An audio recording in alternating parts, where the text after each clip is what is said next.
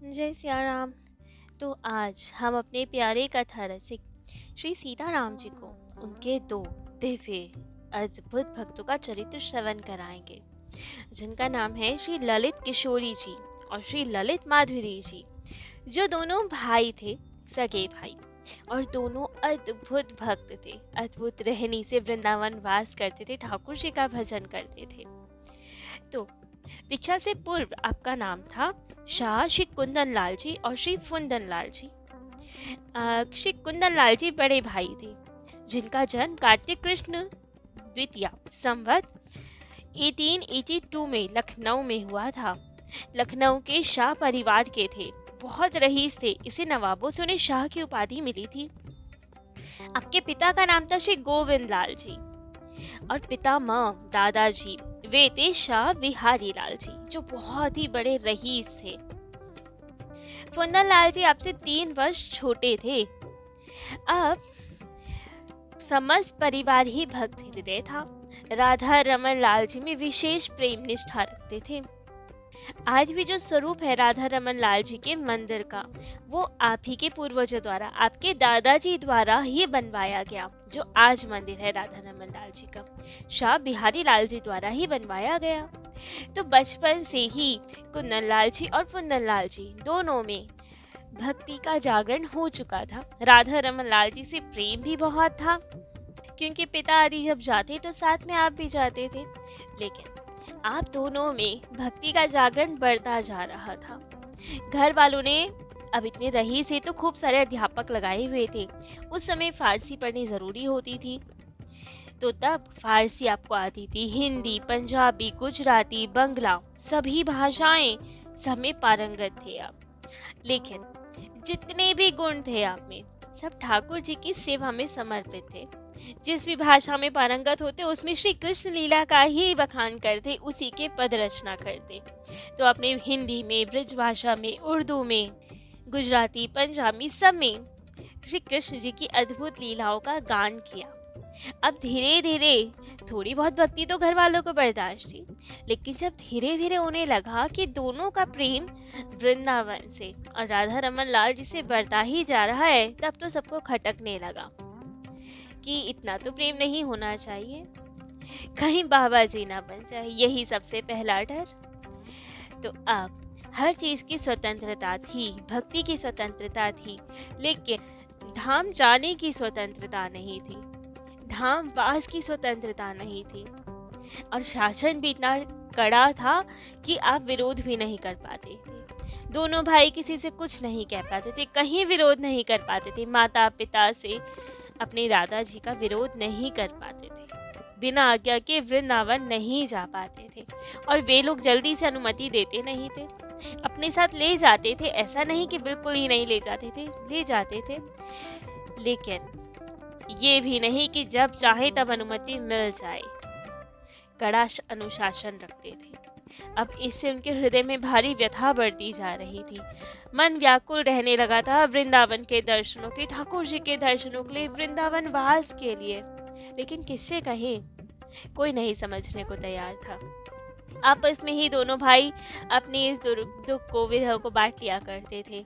खूब रुदन करते थे, राधा रानी से प्रार्थना करते थे कि राधा रमन लाल जी तो ठीक हैं, उनकी हम भक्ति करते हैं, लेकिन वृंदावन में राजा का राज नहीं चलता, रानी का राज चलता है। ठाकुर जी से प्रार्थना से कुछ नहीं होगा। हे राधा रानी, आप है ना वहाँ की स्वामिनी, तो आप कृपा कीजिए, कुछ ऐसी कृपा कीजिए कि हमें अब वृंदावन वास दिला दीजिए। नहीं रह पा रहे आपके बिना अब हम।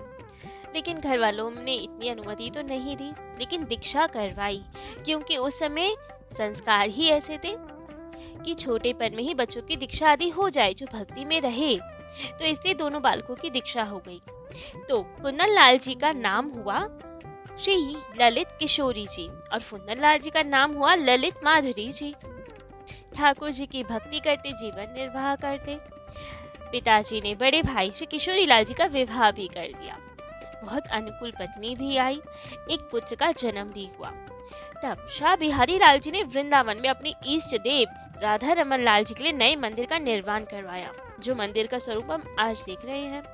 कुछ सालों बाद जब वो मंदिर पूर्ण हुआ, तब आपने अपनी दोनों पौत्र श्री ललित किशोरी जी और ललित माधुरी जी को आज्ञा दी।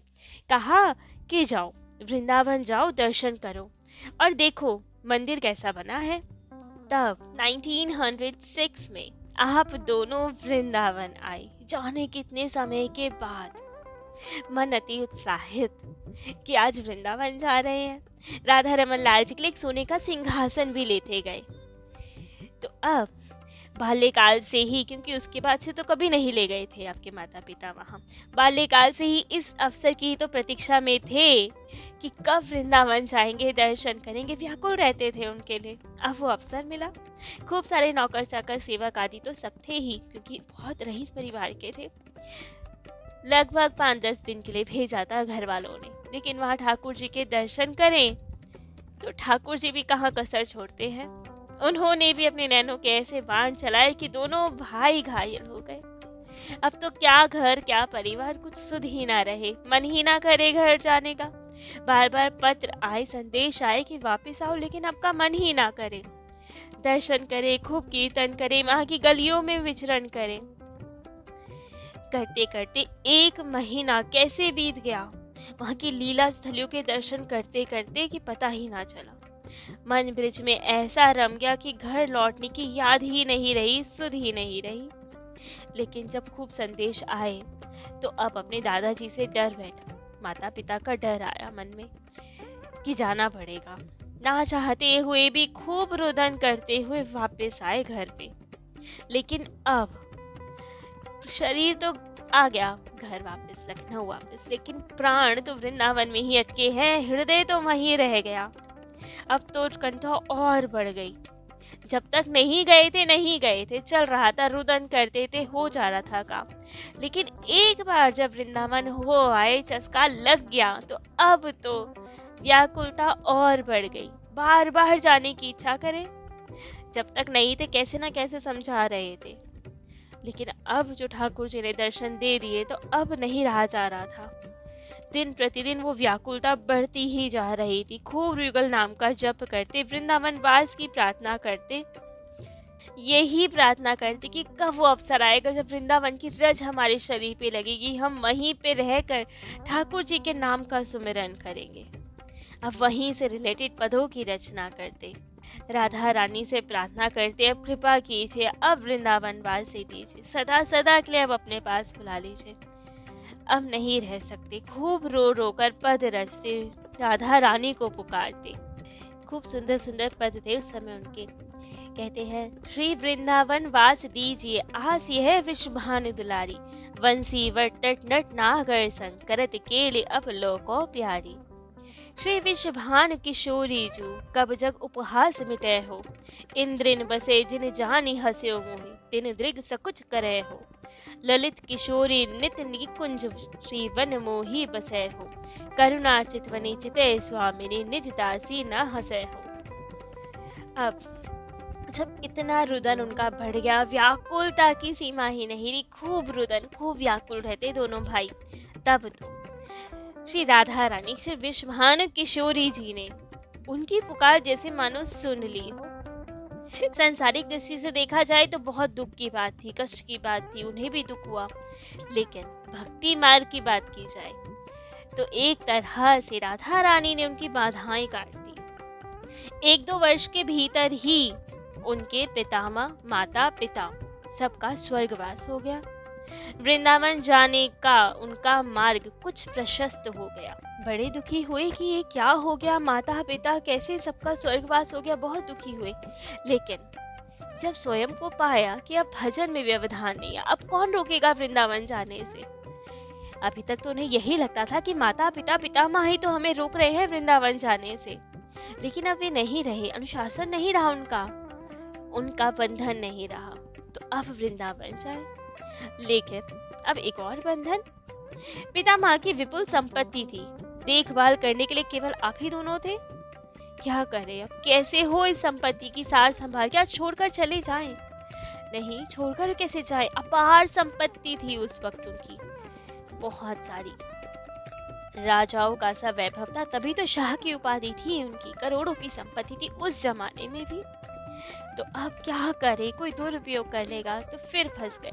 अब यही सोचे कि राधा रानी ने उन बंधन से निकाला तो यहाँ फंस गए। अब तो और बड़ा बंधन हो गया, अभी इसकी भी सार संभाल करो, जितना भजन बनता था वो भी रह गया।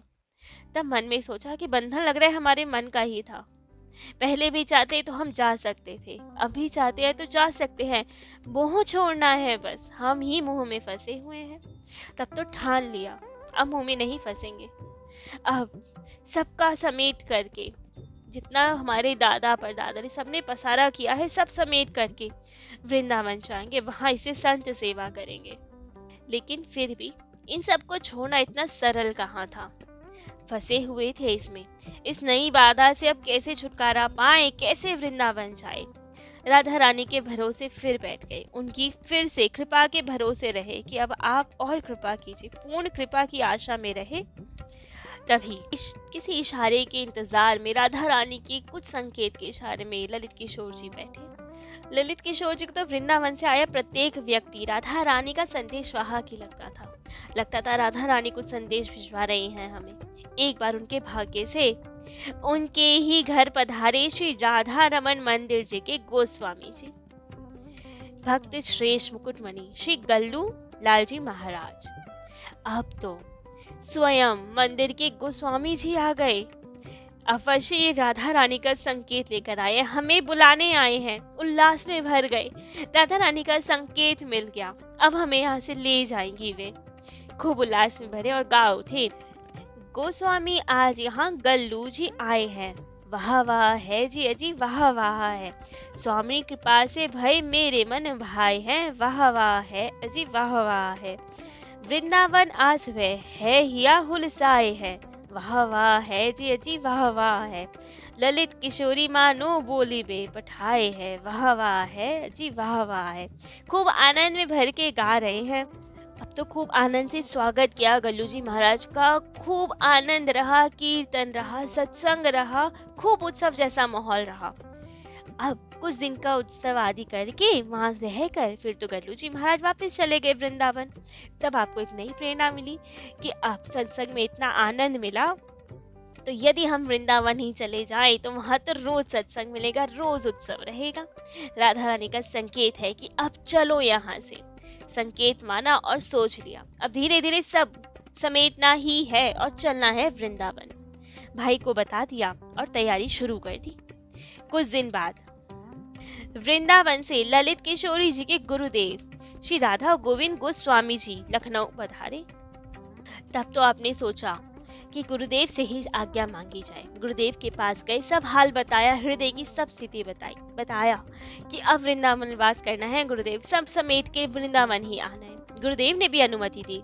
तो कहा आपने कि गुरुदेव अब ऐसा कीजिए, हमारे घर के सेवक ठाकुर श्री राधा रमन लाल जी को अपने साथ वृंदावन ले जाइए, क्योंकि ये तो मालिक है हमारे घर के। यदि हमारे मालिक ही वृंदावन चले जाएंगे तो हम तो सेवक पीछे पीछे आ ही जाएंगे, हमें ये बुला ही लेंगे, पहले आप इन्हें ले जाइए।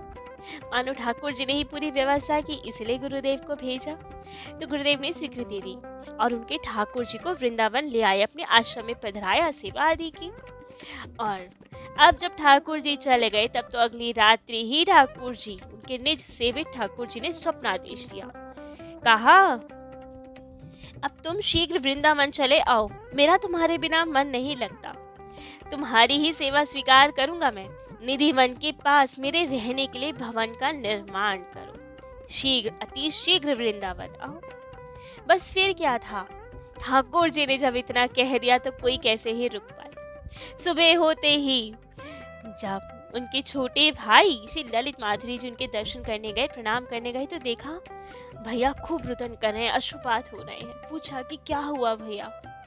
तब तो उन्होंने रोते रोते सब बताया कि हमारे ठाकुर जी की आज्ञा हुई, अब वृंदावन चलो, बुला रहे हैं हमारे ठाकुर जी, अब नहीं रहना यहाँ, तुरंत आज ही चलना है वृंदावन की ओर। और रोते रोते एक पद गाया, वृंदावन को जाना हेली, वृंदावन को जाना है, रसिक रंगीले राधा मोहन 300 दिल लहराना है, ललित किशोरी ने दृढ़ कियो अब, यही मन में ठाना है, ललिता निधु वन के नीचे वह एक ठीक ठिकाना है। बता दिया कि अब निश्चय कर लिया है कि निधुवन के पास ही हमारा ठिकाना होगा, वहीं रह के भजन करना है, कुछ भी हो जाए। अब ठाकुर जी से लाड लगाना है, अब वृंदावन जाना है। ये सुना तो ललित माधुरी जी भी अति प्रसन्न हुए और उन्होंने एक पद गाया, कहा, एक नहीं मानेंगे अब हम श्री वृंदावन जावेंगे, रूखी सूखी घी की चिपड़ी पावेंगे सो खावेंगे, ललित किशोरी कौन कचौने पर कुंज गुन गावेंगे, अवलोकत छवि जुगल लाल को त्रिभुवन सुख बरसावेंगे। दोनों भाइयों ने ठान लिया कि अब जब ठाकुर जी की आज्ञा हो गई तो एक रात्रि और यहाँ लखनऊ में नहीं रहेंगे, ठाकुर जी का अपमान हो जाएगा। अब तो ठाकुर जी ने कहा है तो अभी वृंदावन जाएंगे। जितना समेट सकते थे तुरंत समेटा, क्योंकि मंदिर बनवाना था, वहाँ पैसे आदि छोड़कर नहीं जा सकते थे, ठाकुर जी की आज्ञा थी। और बाकी जो दीर्घ काल का समय था, जहाँ पे जो नहीं समेट पा रहे थे तुरंत, वहाँ सेवकों को लगा दिया कि आप सब समेट के फिर वृंदावन ले आना। तो बस खूब सारी धन संपत्ति इकट्ठी कर ली, भर ली गाड़ियों में, हजारों सेवक साथ में गए, क्योंकि तब लूटपाट का भी खतरा रहता था। सैनिक आदि सब साथ में गए वृंदावन तक जाने के। सब और कीर्तन करते हुए सुरक्षा के बीच वृंदावन की सीमा तक पहुंचे। 1913 वैशाख शुक्ल त्रयोदशी को दोनों वृंदावन के पास तक पहुंच गए। ब्रिज की सीमा के बाहरी किसी स्थान पर अंतिम पड़ाव हुआ। अब वहां तो खूब उनका लाव लश्कर था ही। अब सबने आसन आदि लगा दिए, हुक्का भर के लाया उनका सेवक, लेकिन तभी हुक्के को लात मार दी और उसके बाद जीवन में उसने कभी हुक्का पान नहीं किया। राजसी वैभव सब वहीं उसी सीमा पे त्याग कर दिया, पादुकाओं तक का त्याग कर दिया, नंगे पैर ब्रिज में प्रवेश किया। तो अब कब से तमन्ना थी वृंदावन आने की, अब वृंदावन वास मिलने को है। तो वृंदावन में कैसी रहनी है आपकी, कैसा आनंद मिला वृंदावन में, क्या क्या किया वृंदावन में, ये सब हम अपने प्यारे कथा रसिक श्री सीताराम जी को कल श्रवण कराएंगे। आज के लिए इतना ही। जय जय श्री सीताराम।